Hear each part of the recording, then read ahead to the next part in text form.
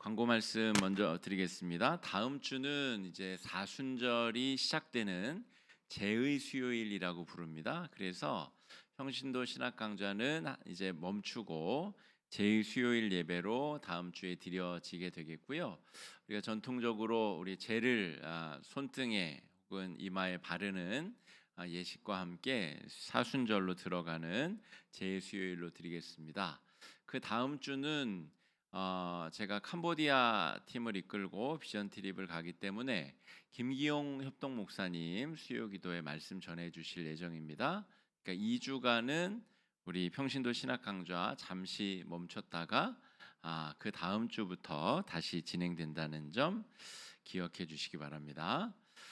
칼뱅의 신학과 사상 우리 지난주에 이어서 오늘도 살피게 될 텐데요. 지난주 우리 내용을 잠시 짧게 복습하고 넘어가겠습니다. 우리 받으신 프린트물 앞쪽 페이지 보시면 지난주에는 성부, 성자, 성령에 대한 칼뱅 선생의 이해를 우리가 공부했어요. 칼뱅이 왜 중요하다 그랬죠? 이분이 장로교 뿌리를 다지신 분이고 장로교의 기초를 다진 분이기 때문에 중요한데, 이분이 또 중요한 이유는 우리 바울의 교회를 처음 우리 이제 기초를 닦은 바울과 어거스틴의 중요한 그 신학적인 대를 이어가고 있기 때문에 그렇습니다. 그래서 하나님은 누구이신가라고 할 때 하나님에 대한 인식이 분명해야 내가 누구인지를 분명히 알 수 있게 된다라고 하는 거죠. 다들 사람들이 자기 교만에 빠져서 자기 잘난 맛에 빠져서 그렇게 살아가게 되는데, 전능자 하나님 앞에 자신을 둘 때 내가 누구인지를 바로 인식하게 되고 깨닫게 된다. 하나님을 향한 지식, 인간을 향한 지식, 이런 이중적인 지식이 필요하다. 그리고 특별계시, 자연계시 이런 내용도 살펴봤어요. 자연계시는 자연 만물 속에서 하나님을 인식할 수 있게 되는 방법들. 특별계시는 뭐라고 그랬죠? 꿈에 특별하게 나에게만 계시하는 것이 아니고 예수 그리스도가 특별계시다, 이렇게 말씀드렸어요. 그래서 예수 그리스도의 성육신과 인간으로 오신 사건 자체가 우리를 향한 하나님의 특별한 자기 계시의 방법이셨다. 그래서 또 두 번째는 예수님이 어떤 분이신가, 예언자로 오셨고 왕으로 오셨고 제사장으로 오셨고 화평자와 주관자로 우리에게 오셨다 하는 것들을 살펴보았고요. 성령은 예수 그리스도를 떠올리게 하는 분, 은혜를 깨닫게 하시는 분. 그래서 칼뱅의 우리 삼위일체론을 잘 살펴보면 성부 이야기, 성부 하나님을 이야기하는데 성자 예수님과 성령 하나님을 같이 이야기합니다. 성자 예수님을 이야기할 때 성부 하나님, 성령 하나님이 동반돼서 이야기됩니다. 또 성령 하나님 이야기할 때 성자 예수님의 십자가 은혜를 깨닫게 하는 것이 이해된다는 거죠. 그러니까 여러분, 우리 개혁교회에 여러 분파들이 있어요. 우리가 기억 다 나시는지 모르겠지만 저 독일에서는 개혁교회 이름이 뭐라 그랬죠? 루터파, 루터교회. 저 영국에서는 뭐라 그랬죠? 성공회. 또 저기 다른 곳에서는 또 우리 개혁교회 안에서 감리교파도 있고 침례교파도 있고 여러 교파가 있는데, 우리가 장로교 전통 안에 있다는 것을 여러분 자랑스럽게 생각하셔야 돼요. 왜요? 칼빈이라는 사람이 아주 영민한 사람인데 27살의 나이에 기독교 강요라는 엄청난 저작을 썼는데, 그 저작 안에 정말 바른 신학적 토대를 잘 쌓아 놓았기 때문이에요. 자, 우리가 장로교인이라는 것, 그걸 굉장히 자랑스럽게 여기실 필요가 있다 하는 거예요. 제가 우리 순복음교회 신학이 좀 문제가 있다, 기복주의에 빠질 가능성이 굉장히 높다, 이런 말씀을 드린 적이 있어요. 삼박자 축복신앙, 이거는 기독교 신앙과는 차원이 좀 다른, 좀 질 낮은 신학일 가능성이 높습니다. 물론 순복음교회가 다 그렇다는 것은 아닌데, 그러니까 신학의 뿌리와 기초를 누가 어떻게 놓았는지가 그만큼 중요하다는 거예요. 침례교도 여러분, 내가 회심한 경험이 굉장히 중요하다라고 하는 신학적 기초 위에 서 있는 교회예요. 그러다 보니까 내가 구원받은 경험, 그것이 너무 중요하다 보니까 구원파 이단이 침례교회에서 많이 양산이 됩니다. 그러니까 여러분, 신학, 우리가 공부하는 평신도 신학 강좌가 왜 중요한가, 얼만큼 이게 중요한가를 여러분 꼭 아셔야 되고요. 적어도 제가 아는 한 이 정도 강도의 평신도 신학 강좌가 이루어지는 교회를 저는 못 봤습니다. 그러니까 여러분도 스스로 굉장히 자랑스럽게 생각하셔야 됩니다. 야, 내가 장로교 전통 위에 서 있고 내가 이런 교육을 받아서 굉장히 영적으로 건강하게 세워지겠구나라고 자부심을 가져도 되시겠다 하겠습니다. 오늘은 지난주 말씀보다는 조금 더 재밌습니다. 지난주는 조금 더 형이상학적인 신학적 내용, 성부, 성자, 성령 이런 내용을 다뤘지만 오늘은 교회란 무엇인가 뭐 이런 주제, 실제로 우리가 피부에 와닿고 다니는 교회에 대한 내용들, 또 여러 직분에 관련된 내용들을 다루기 때문에 좀 더 재미있다 하는 기대를 가지고 따라오시면 좋겠습니다. 자, 지난주에 이어서 큰 4번, 구원받을 사람은 태초부터 예정되어 있는가. 지난주에도 제가 이 부분을 살짝 묘사하였고 주일 설교에도 제가 가끔 설명을 드렸는데, 우리 기독교인들의 아주 심각한 오해, 이 예정론을 아주 수준 낮게 이해하는 분들이 굉장히 많아요. 그래서 창세 전부터 하나님이 나를 아시고 뱃속에서부터 나를 만드시고 창조하신 것은 맞는데, 그러면 나는 구원받기로 예정되어 있고 옆집 철수 엄마는 지옥 가기로 예정되어 있다라고 잘못 믿는다는 거예요. 완전히 유치한 수준에서 잘못 이해하고 있다는 거예요. 그런 내용이 아니라는 것을 우리가 좀 살펴보겠습니다. 칼뱅이 이야기한 예정론은 왜 만들어지게 되었으며 무슨 내용을 담고 있는가? 여러분, 요 칼뱅의 예정론을 여러분 신앙의 여정 중에 앞으로는 다루게 될 일이 없을지도 모릅니다. 그러니까 오늘 정신을 바짝 차리시고 집중하셔서 칼뱅이 말한 예정론이 뭔지 한번 잘 따라와 보시면 좋겠습니다. 예정론이 말하게 된 이유는 뭐냐면 로마 카톨릭의 교리적 타락 때문에 칼뱅이 언급하게 된 거예요. 이게 중요합니다. 그러니까 뜬금없이 나는 조금 존귀한 사람인 것 같아. 그러니까 나는 하나님이 특별히 사랑하는 존재고 나는 태초가 지어지기 전부터 나는 구원받기로 예정되어 있었어. 이게 갑자기 튀어나온 것이 아니라는 말이죠. 왜 이게 나왔냐면 중세교회의 타락한 교리 때문인데, 어떤 교리 때문에 그래요? 연옥설. 이건 성경에 없는 교리인데 모시기 교황이 갑자기 연옥이 있다더라 라고 이야기를 해버린 거예요. 콘스탄티누스 황제가 처음으로 언급을 하였고 이게 나중에 교리적으로 확정이 됩니다. 그러니까 연옥이라고 하는 중간지대가 있을 거라고 교황이 생각한 거예요. 왜요? 저게 있어야 될 것 같아. 왜냐하면 죄를 지었는데 이 사람이 천국에 갈 수 있을지 없을지 약간 애매한 사람들은 어떡하란 말인가. 그러니까 처음에는 나쁜 의도로 연옥설을 제기한 건 아닌데 교황이 연옥을 이야기하자 어떻게 돼요? 교황은 오류가 있으면 안 된다는 교리 때문에, 그럼 교황이 말을 했으므로 연옥은 있는 거예요. 교황이 연옥을 이야기했고 연옥이 있는 거니까 그러면 그 애매하게 대기하고 있는 사람들은 어떻게 천국에 갈 것인가라는 신학적인 문제가 제기돼서, 그러면 공로를 조금 더 보태줘야 천국에 갈 수 있겠지라고 하는 공로 사상이 추가되게 됩니다.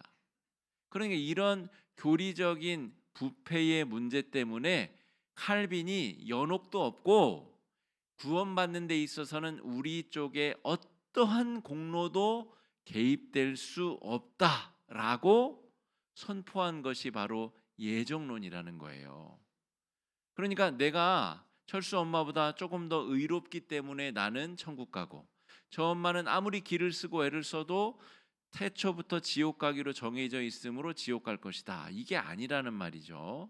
분명히 잘 기억하셔야 됩니다. 연옥설과 인간 공로 사상을 대적하다 보니 하나님의 구원의 전능성, 구원에 있어서 하나님의 완전한 섭리를 강조하다 보니까 예정론의 교리가 나오게 됐다는 거예요. 자, 그래서 예정의 의미는 구원은 인간의 공로나 노력에 있지 아니하고 어디에 있다고요? 하나님의 절대적인 주권 아래 있다는 거예요. 지난 주일에 우리가 항존직 선거를 했잖아요. 근데 어떤 분들은 아마도 야, 이거 인기 투표하는 거야 라고 생각하는 분들이 저는 있을 수도 있다고 생각해요. 실제로 사람들이 투표하잖아요. 자기가 자격이 있다고 생각하는 사람들 뽑아서, 그러니까 인기 많은 사람들이 될 가능성도 있는 그런 맹점도 있겠죠. 그런데 여러분, 우리는 장로교 전통 위에 세워져 있다 그랬죠. 장로님들을 뽑을 때도 그런 똑같은 방법으로 선출하죠. 항존직, 권사, 안수집사 뽑을 때, 근데 제가 설교 초대에 뭐라 그랬어요? 우리가 장로교 전통 위에 서 있는 것을 여러분 정말 자랑스럽게 여기시라. 왜요? 칼뱅은 이 모든 것이 하나님의 주권적 섭리에 의해서 이루어진다라고 말했어요. 사람이 인기에 의해서 인기 관리했다고 해서 되는 게 아니라는 말이에요. 나 좀 뽑아주소라고 이야기한다고 뽑힐 수 있는 게 아니에요. 자기는 자격이 없다고 물러선다고 해서 피택되지 아니하는 것도 아니라는 거예요. 여러분, 그런 왜곡된 생각으로 투표에 참가한 분도 없을 수는 없겠으나, 그러니까 있겠으나, 다소 있을 수는 있으나, 여러분, 우리 장로교 전통에서는 사람들이 하나님의 명을 받아서 하나님의 뜻을 따라서 투표를 하면 전적으로 하나님이 선택하셔서 그 사람이 피택된다라고 우리는 신앙 고백하며 선거에 임한다고 하는 것입니다. 여러분, 이것이 굉장히 중요한 칼뱅이 말한 예정론의 본래적인 의미라는 거예요.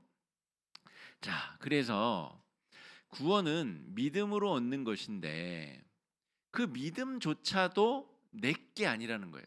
내 공로가 아니라는 거예요. 여러분, 우리가 이신칭의, 그러니까 믿음으로 말미암아서 의롭게 되는데 그 믿음은 그럼 내가 믿은 거 아니냐, 내가 하나님 앞에 준 거 아니냐, 내 공로 아니냐. 칼뱅은 그렇지 않다는 거예요. 그 믿음조차도 하나님이 우리에게 똑같이 주시는데, 지난주 뭐라 그랬어요? 자연 계시가 있고 특별 계시가 있고. 여러분, 철수 엄마도 예수가 누군지는 알아요.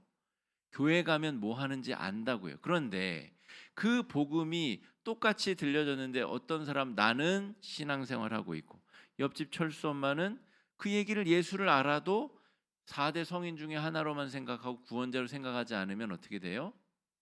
구원 못 받는 거죠. 그러니까 믿음의 씨앗을 다 모든 사람에게 똑같이 주셨는데, 심지어 아침에 동쪽에서 해가 뜨고 서쪽에서 해가 지고, 이게 매일 반복되는 자연 계시를 모든 역사와 모든 인류에 똑같이 주셨는데, 어떤 사람은 태양 신을 섬기고 어떤 사람은 태양을 지은 하나님을 섬기는 믿음을 가졌다는 거예요. 이게 누구의 섭리, 누구의 주권 아래에 있다고요? 철저히 하나님의 주권 안에 있다는 거예요. 그러니까 내가 하나님 믿어서 내 공로로, 내 의지로, 내가 선택해서, 카톨릭은 그렇게 생각한다 그랬죠. 카톨릭 교도들은 내가 하나님을 선택했다고 믿습니다. 하나님이 이 땅에 내려오신 그 은혜를 내가 불교 안 믿고 내가 기독교, 아니 카톨릭 선택했기 때문에 내가 구원받았다라고 생각하는 거예요. 그래서 여러분, 실제로 카톨릭 교도들하고 만나보면 우리처럼 간절하게 은혜를 경험하지 않습니다.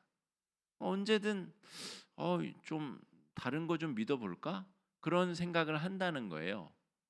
그래서 카톨릭 교도들이 이렇게 종교를 이탈하고 움직이는 경향성이 훨씬 더 높은 경향성을 띈다는 겁니다. 자기 공로기 때문에 그래요.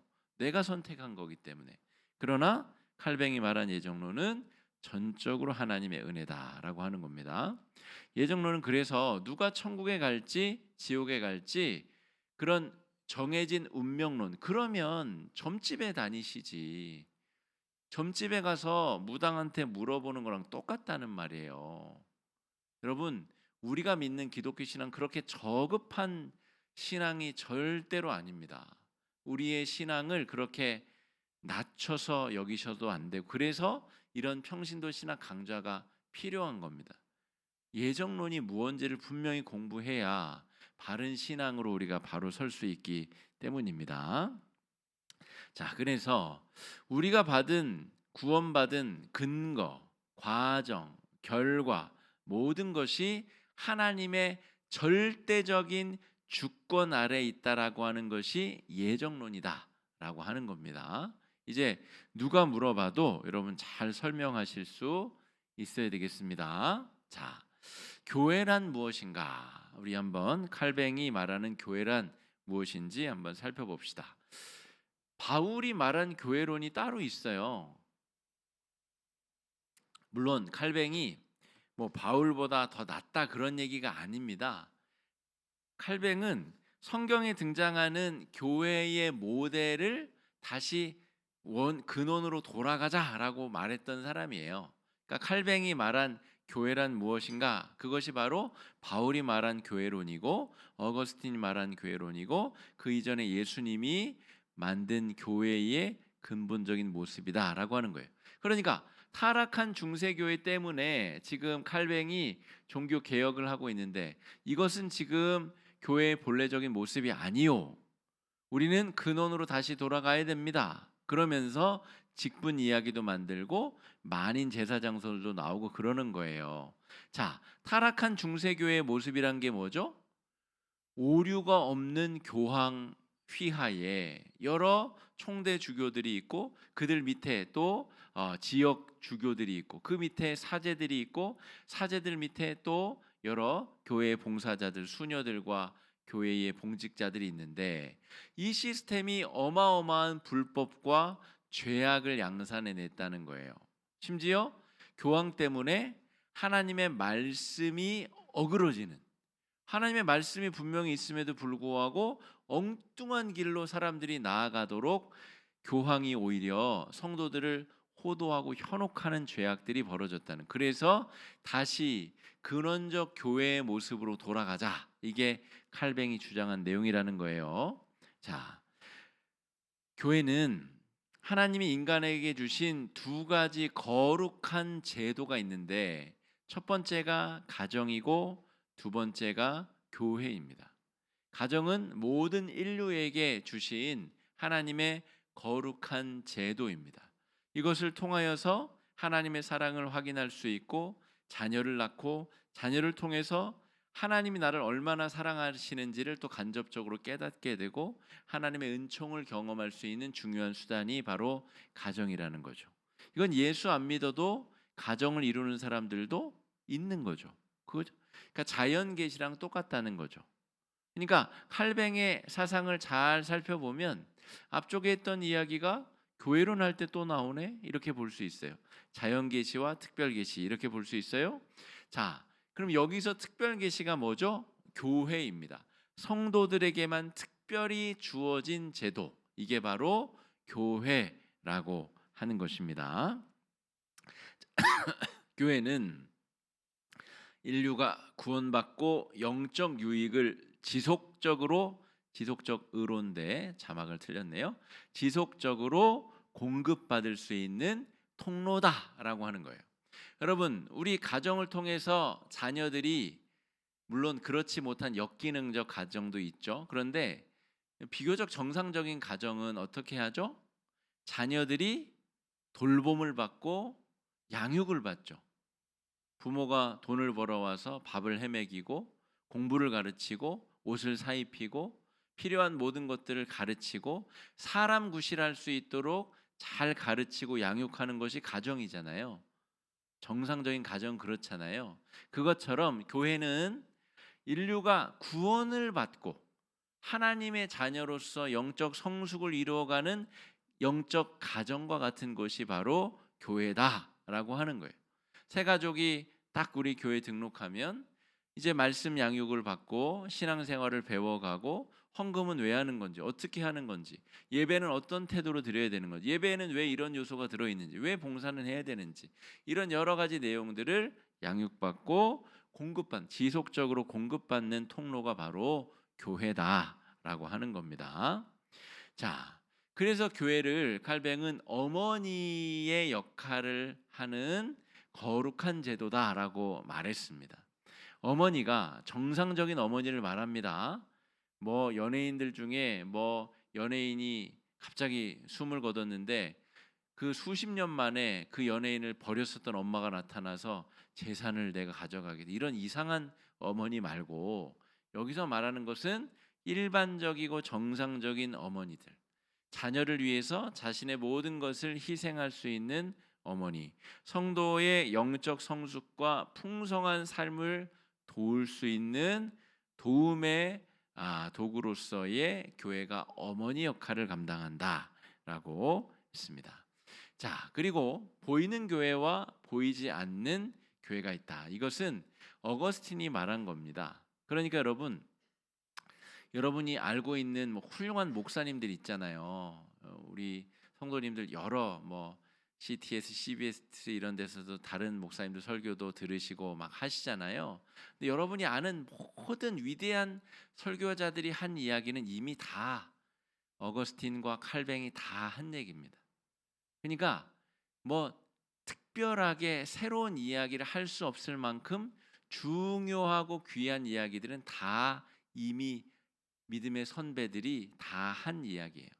이 종교 천재 칼뱅이 교회에 대해서 이야기할 때 어거스틴이 그려놓은 교회를 벗어날 수 없었고, 어거스틴은 또 바울이 그려놓은 바운더리를 벗어날 수 없고, 바울은 예수님이 말한 교회를 벗어날 수 없다는 거예요. 그래서 어거스틴이 보이는 교회, 보이지 않는 교회를 얘기했는데 칼뱅도 똑같이 그런 이야기를 했다. 그러면 우리 어거스틴 공부했잖아요. 그러면 두 왕국 사상 공부했거든요. 똑같이 적용하게 되면 이 보이는 교회, 보이지 않는 교회가 돼요. 여러분 무슨 내용인지 아시겠어요? 두 왕국 사상에서도 세속 왕국과 하나님이 허락하신 하늘의 왕국, 두 가지 왕국을 이야기하는데, 우리 성도들은 이 땅의 왕국에도 소속돼 있고 하늘의 왕국, 거룩한 하나님 나라에도 소속된 이중 국적을 가진 사람들이다. 어거스틴이 그런 이야기를 해요. 자, 칼뱅이 이야기하는 보이는 교회는 지금 우리 교회를 말하는 거예요.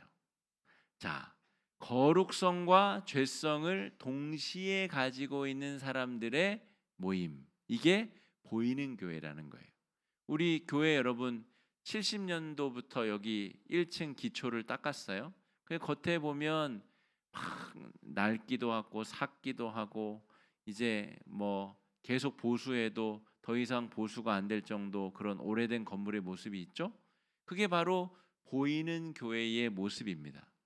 물론 그런 건물을 우리가 교회라고 말하지 않습니다. 우리 성도들의 집합, 성도들의 연합체를 교회라고 하는데 그 역시도 보이는 교회라는 거예요. 성도들끼리 막 다투고 싸우죠.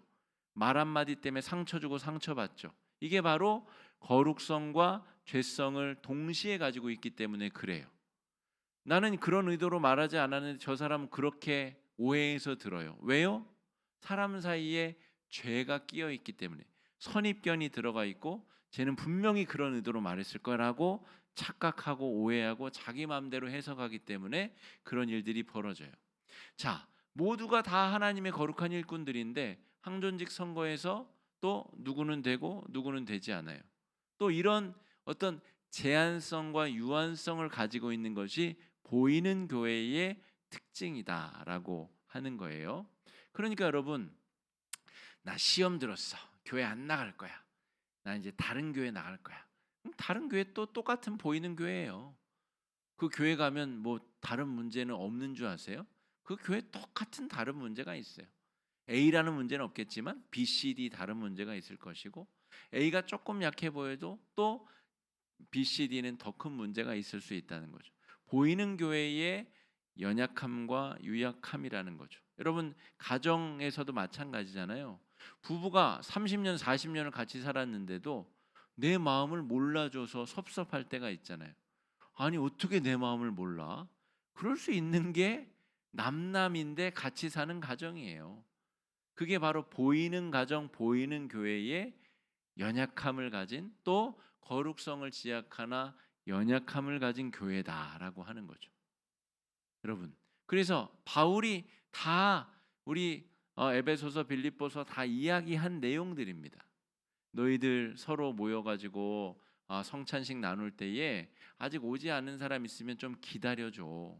혼자 다 먹어 버려서 뒤에 오는 사람 속상하게 만들지 말고 그런 내기 써 있잖아요.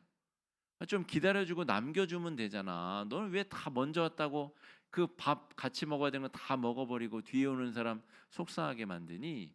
유대파 그리스도인이 있고 헬라파 그리스도인들이 있는데 유대파 과부들이 있고 헬라파 과부들이 있는데 자기가 유대파라 그래서 유대파 과부들한테 2개 주고 헬라파 과부들한테 하나 주고 그래서 다툼과 갈등이 벌어지고 다 성경 안에 있는 내용이에요. 그거를 칼뱅이 자기 나름대로 정리한 거라는 거예요. 보이는 교회와 보이지 않는 교회가 있다. 보이지 않는 교회가 뭐죠? 구원받은 사람들 전체를 아우르고 지칭하는 교회. 우리 정영인 장로님 저 이집트 콥틱 교회에 특별한 애정과 관심이 있으시죠. 이제 2월 말에도 또 이집트에 다녀오신다고 하는데 그 사람들을 왜 저렇게 특별히 아끼고 사랑하실까? 이해가 잘 안 되는 성도님들도 계실 거예요. 자비 들여서 비행기 타고 가서 거기에 뿌려놓은 믿음의 씨앗들 관리하고 돌보고 왜 그렇게까지 하지? 여러분 그게 바로 보이지 않는 교회로 연결되어 있기 때문입니다. 이집트 교회의 성도들을 하나님께서 한국 교회 성도를 통해 돌보고 관리하게 하시는 거예요. 저 북한에도 지하교회 성도들이 있다 그러죠. 여러분 지하교회 성도 이름 한 명이라도 아는 분 있으세요? 없어요. 없는데 북한에 있는 지하교회 성도들이 우리와 똑같은 자격을 가진 하나님의 백성이고 거룩한 주의 자녀들이다 하는 거예요. 그러니까 이걸 누가 알 수 있어요? 누가 통계를 내서 알 수 있어요? 통계학 박사가 알 수 있을까요? 보이지 않는 교회의 구성원들 다 엑셀로 정리해서 갖고 있나요? 알 수 없어요. 하나님만 정의하고 알 수 있는 교회가 바로 보이지 아니하는 교회다라고 할 수가 있겠습니다. 자, 연합과 일치로 하나님의 나라를 이룬다. 여러분 이게 왜 중요하냐면 로마 카톨릭 타락한 교리에 대항해서 지금 칼뱅이 이런 주장을 하는 거잖아요. 자, 로마 카톨릭은 어떻게 규정하고 있죠? 교황 휘하에 사제가 세례를 베풀고 사제가 성찬의 떡을 축사해서 주는 사람만 그걸 받아 먹는 사람만 성도인 거예요. 그런데 우리 그리스도인들은 나중에 직제편을 보면 알겠지만 목사와 장로와 교사와 집사 모두가 평등한 성직자들이에요. 집사도 세례를 줄 수 있습니다. 경우에 따라서. 그러니까 하나님의 거룩한 나라가 진짜 온 세계에 복음을 전하기 위해서 집사가 저 아마존 정글에 가서 거기서 복음을 전하고 거기서 하나님의 이름으로 세례를 베푸는 거기서도 성도가 발생하고 하나님의 거룩한 나라가 이루어진다는 거예요. 그러니까 칼뱅이 지금 이야기하는 것은 로마 카톨릭의 이 제한되고 오염된 교리가 만들어낸 이 직제 안에 갇혀 있는 하나님이 아니라 온 세상에 복음을 전하시는 하나님의 주권적인 역사를 따라 확증된 하나님의 백성들의 모임을 보이지 않는 교회다라고 정의했다는 거죠. 여러분 칼뱅의 보이는 교회, 보이지 않는 교회를 여러분 설명할 수 있으면 진짜 한국교회 성도들 중에 0.01% 안에 드실 수 있는 분들입니다. 여러분 한번 마음에 잘 새겨보시고 오늘 우리가 공부한 예정론 보이는 교회, 보이지 않는 교회. 여러분 다른 사람들에게 설명할 수 있을 정도로 한번 잘 기억해 보시면 여러분의 신앙이 이걸 발판으로 굉장히 영적 성숙을 도약할 수 있다는 사실을 여러분 잊지 마시길 바랍니다. 여러분 이런 정의만 알고 있어도 교회 안에서 누가 나한테 상처 줘도 그냥 그럴 수 있겠거니 생각해요. 그런데 이런 교회의 정의가 분명히 서 있지 않잖아요. 그러면 아니 권사가 왜 저래? 왜 장로는 왜 저래? 왜 목사가 왜 저런 식으로 저래? 보이는 교회이기 때문에 그래요. 그 사람도 그 직책을 맡은 연약한 사람이기 때문에 실수하고 잘못하고 넘어질 수 있다는 거예요. 근데 원래 저런 거구나라고 준비를 하고 있어야 상처를 덜 받는다는 거죠. 그리고 오히려 그 보이는 교회뿐 아니라 우리가 속해 있는 진짜 교회는 어디죠? 보이지 않는 교회. 하나님께서 붙드시는 교회. 하나님께서 인도하시는 교회. 하나님께서 책임지시는 교회. 그 교회 안에 속한 우리는 웬만한 일에서는 이 땅에서의 보이는 교회에서는 그렇게 좌절할 일이 없겠다라고 하는 겁니다. 자, 교회의 표징은 그럼 무엇을 교회라고 하느냐라고 하는 거예요. 말씀 설교와 성례전. 우리 개혁교회의 분파 중에 나중에 우리 교회 종류 우리가 세 가지 살펴볼 것 중에 회중교회라는 게 있어요. 회중교회. 회중 한 명 한 명의 영향력이 너무너무 중요하다. 직제 이런 거 필요 없고 다 회중 한 명 한 명이 다 성직이고 고귀하다. 그래서 이 회중교회에서 가정교회라는 것도 탄생합니다. 가정교회에 목회자가 없는 건 아닌데 목회자의 역할이 미미해요. 그리고 목회자는 자신의 직업도 가지고 있어야 돼요. 왜냐하면 이 회중들이 목회자를 먹여 살리지 않거든요. 그러니까 그런 특징이 있는 그런 교회가 있어요. 가정교회, 회중교회 이런 교회들이 있는데 거기서는 그냥 구역 모임처럼 자기들끼리 모여서 돌아가면서 설교를 해요. 그 회중들이. 근데 그런 것을 이제 우리 장로교회에서는 인정하지 않습니다. 왜냐하면 말씀에 대한 정확하고 분명한 해석이 없으면 교회가 어디로 간다? 교회가 산으로 간다는 거예요. 저 카톨릭이 이미 그것을 보여줬기 때문에 우리는 말씀을 바르게 해석하고 말씀을 바르게 연구할 수 있는 이 목회자 그리고 교사라고 묘사되어 있는 신학자들이 필요하다는 거예요. 여기서 떠나지 않아야 교회가 바로 세워진다는 거죠. 그래서 교회의 표징은 말씀이 바르게 설교되는 예배 공동체인가? 이게 교회인지 아닌지에 대한 근거라는 거예요. 자, 여러 사람이 모였다고 해서 교회냐? 친목회도 여러 사람이 모여 있잖아요. 같은 목적을 위해서. 이윤을 추구하기 위한 기업들도 있잖아요. 교회는 무엇이 다른가? 말씀 해석이 이루어지는 예배 공동체인가? 이게 교회의 표징이라는 거예요. 또 한 가지는 성례가 집전되는가? 교회인데 세례 받는 사람이 한 명도 없어. 그럼 그게 교회라고 할 수 있겠는가? 세례 받는다는 거 뭐죠? 신앙이 없던 사람이 신앙 안으로 들어오는 일들이 벌어지는 현상이잖아요. 그러니까 세례 받는 일들, 예수의 피와 예수의 살을 나누는 성례전이 이루어지는가? 이게 칼뱅이 볼 때는 교회를 규정할 수 있는 중요한 표징이다라고 말했다는 겁니다. 교회의 네 가지 직분 살펴봅시다. 우리가 지난주 우리 항존직 선거할 때도 제가 조금 언급을 했는데요. 칼뱅이 말한 교회에는 네 가지 직분이 있습니다. 여기 교황이 있어요, 없어요? 주교자, 신부 있어요, 없어요? 없어요. 목사라는 직분이 있고, 장로라는 직분이 있고, 교사라는 직분이 있고, 또 집사라는 직분이 있어요. 이 권사는 왜 없어요? 또 성가 대원은 왜 없어요? 우리 주차 봉사 저기는 왜 직분은 왜 없어요? 다 요 안에 들어가 있습니다. 자, 요거를 우리가 좀 살펴봅시다. 목사는 말씀을 설교하고 성례를 집례하기 위해서 특별히 교육을 받은 사람들이에요. 검증된 교육기관에서 교육을 받고 검증되게 안수를 받은 사람들이 성경을 해석해서 가르칠 수 있는 권한을 준 거예요. 자, 그런데 그러면 목사만 설교를 할 수 있느냐? 여러분, 구역 예배에서는 구역장도 설교를 하잖아요. 그럴 수 있는데 공적인 예배에서는 주요 공동체의 중요한 어떤 영적인 모임 예배에서는 목사가 말씀을 설교하고 말씀을 해석해야 된다는 거예요. 성례 집례를 위해서 훈련받은 직책이 바로 목사라는 겁니다. 자, 장로는 목사도 장로 중에 하나입니다.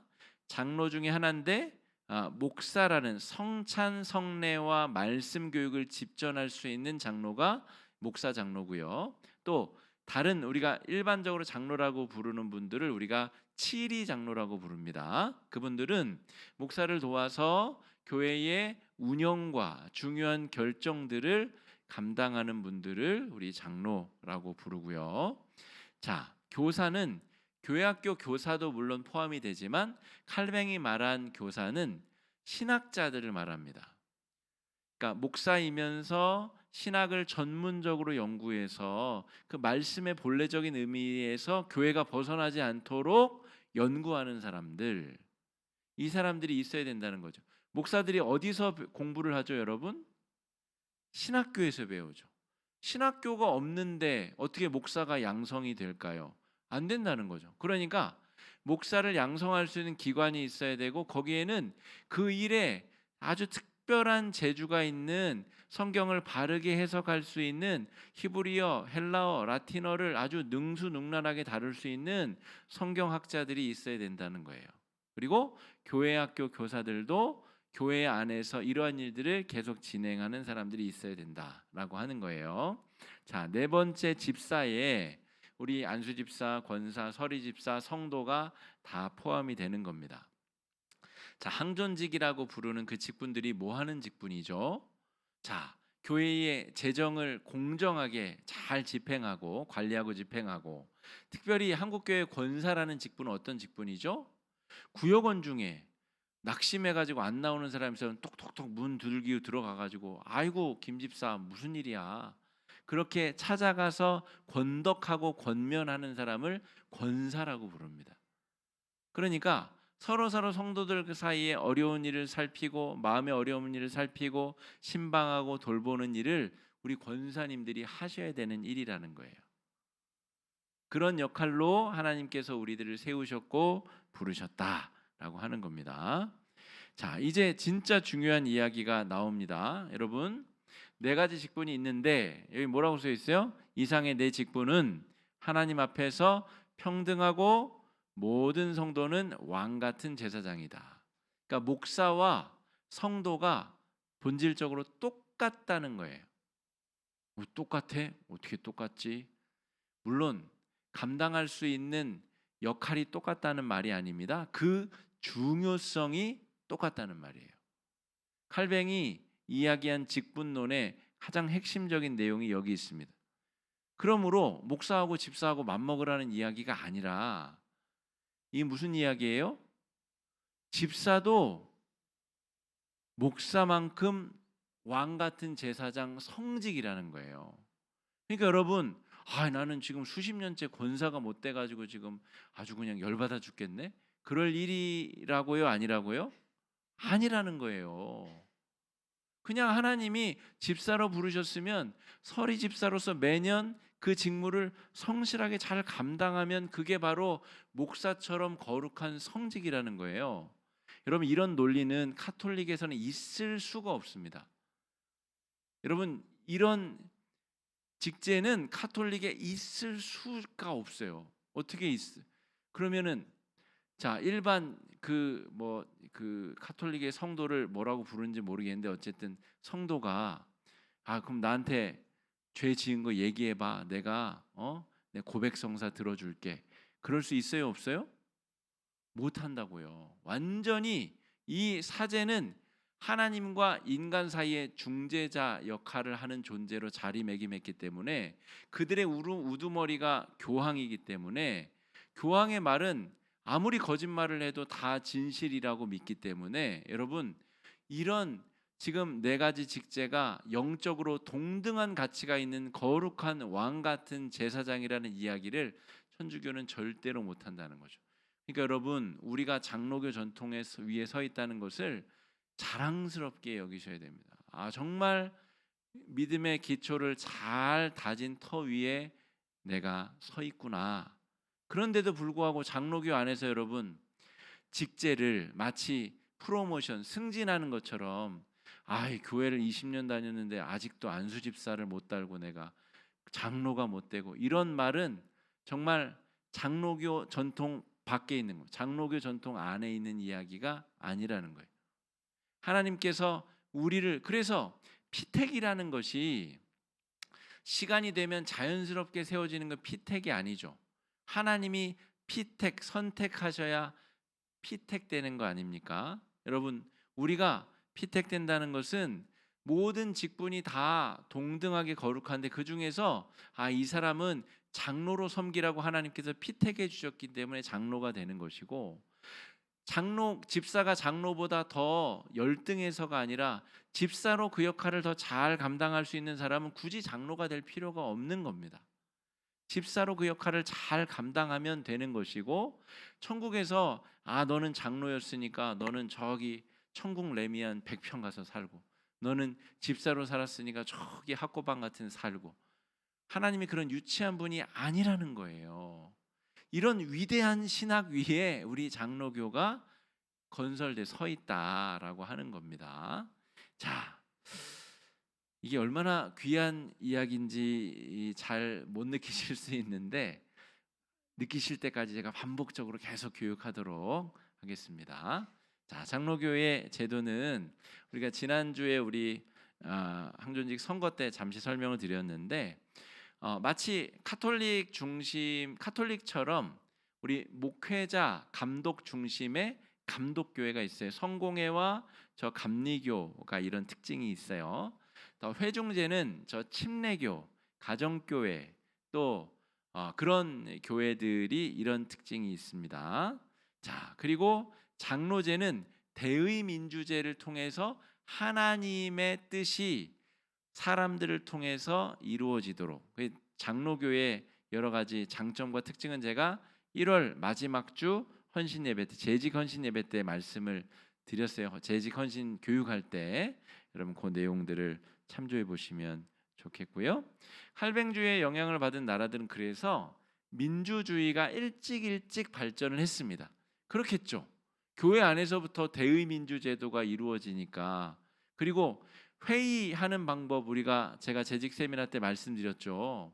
동의를 구하고 제청을 구하고, 그러니까 최소 3명 이상의 사람들이 마음이 합쳐져야 한 가지 의견이 발의가 되고, 또 가급적이면 만장일치를 동원하기까지 계속 토론하고 더 좋은 의견을 도출하도록 애쓰는 회의 제도를 장로교는 가지고 있다는 거예요. 그러니까 민주주의 제도가 발전할 수밖에 없죠. 독재주의, 사회주의 제도가 아니라 민주주의 제도가 발전할 수밖에 없다라고 하는 겁니다. 장로교회는 그래서 정의, 인권, 평화를 강조하고 국가 권력의 저항 가능성. 이 말이 왜 나오냐면, 자, 루터가 만든 루터교는 2차 세계대전 때 우리 히틀러의 이 나치당을 찬성해 줬습니다. 왜요? 그 루터교의 논리가 뭐였냐면, 국가 권력은, 국가의 통치자는 하나님께서 내시지 않으면 날 수가 없으므로, 저 히틀러도 하나님이 허락해 주셨기 때문에 총통이 됐다는 거예요. 그러니까 히틀러의 나치당도 우리가 지지해주고 밀어주자. 루터교는 그렇게 갔다는 거예요. 그런데 칼뱅의 장로교는 어떻게 했다고요? 하나님 보시기에 옳지 않은 정권에 대해서 봉기하고 옳지 않다라고 이야기할 수 있는 저항 가능성을 장로교는 가지고 있다는 거예요. 장로교는 그래서 루터교와 카톨릭과 이 노선 자체가 다르다는 거예요.